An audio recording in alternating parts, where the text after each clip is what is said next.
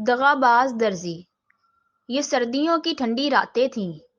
بہت سے دوست علاقے کے ڈھابے میں بیٹھے قہوے سے اپنے وجود کی سردی کو زائل کر رہے تھے۔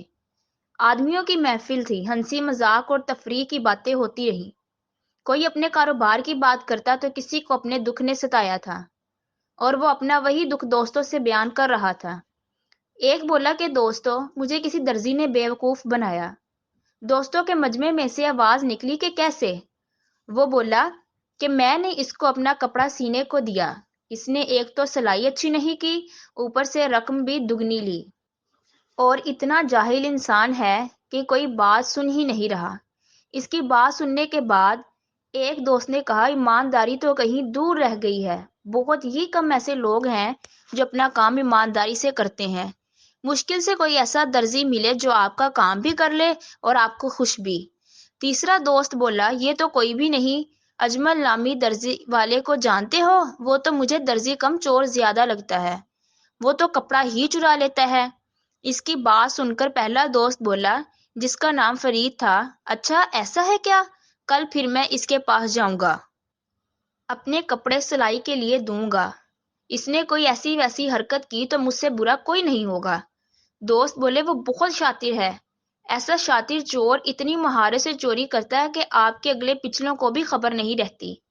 مگر فرید نے ٹھان لیا تھا کہ وہ اس کا امتحان لے گا تو بس لے گا، لہٰذا رات جیسی تیسی گزار دی اور اگلے روز کپڑے کی تان لے کر وہ اجمل درزی کے پاس پہنچ گیا۔ اس نے اجمل سے کہا کہ کیا تم اجمل ہو؟ اس نے خوش اسلوبی سے جواب دیا، جی ہاں میں ہی ہوں۔ وہ بولا، اچھا تم مجھے یہ کپڑا سی دو۔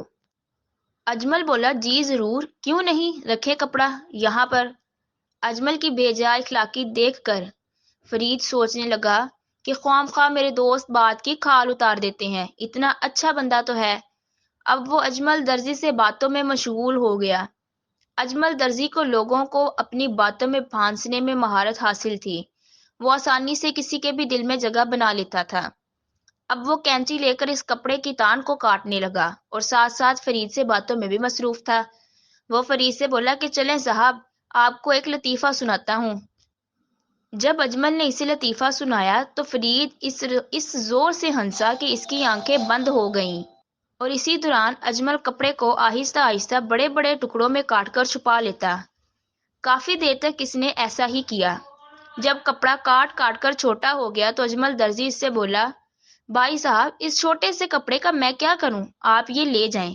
فرید غصے اور حیرت سے بولا، ارے بھائی میں نے اچھا خاصا بڑا کپڑا دیا تھا، مگر کوئی ثبوت ہوتا تو وہ کچھ کہتا، لہٰذا خاموش زبان اور خالی ہاتھ واپس لوٹ آیا۔ دوستو، یہ ایک فرضی کہانی ہے، مگر ہم سب زندگی کی رنگینیوں میں اس قدر کھو گئے ہیں کہ لغو باتوں اور کاموں میں اپنا وقت صرف کرتے ہیں، اور وہ جس طرح درزی اس کینچی سے اس کپڑے کے ٹکڑے کر رہا تھا، ٹھیک اسی طرح ہماری زندگی کے شب و روز بھی اسی کینچی کی طرح کٹ رہے ہیں۔ نہ کسی چیز کی ہمیں فکر ہے اور نہ ہی ہم اس کے لیے محنت کر رہے ہیں، بس ہنسی مذاق ہم نے اپنی زندگی کا مقصد بنا دیا ہے۔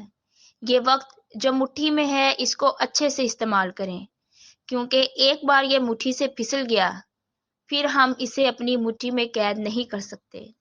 اگر آپ کو ہماری ویڈیوز اچھی لگی ہیں تو پلیز شیئر کریں اور ہمارا چینل سبسکرائب کر کے بیل آئیکن کو پریس کریں۔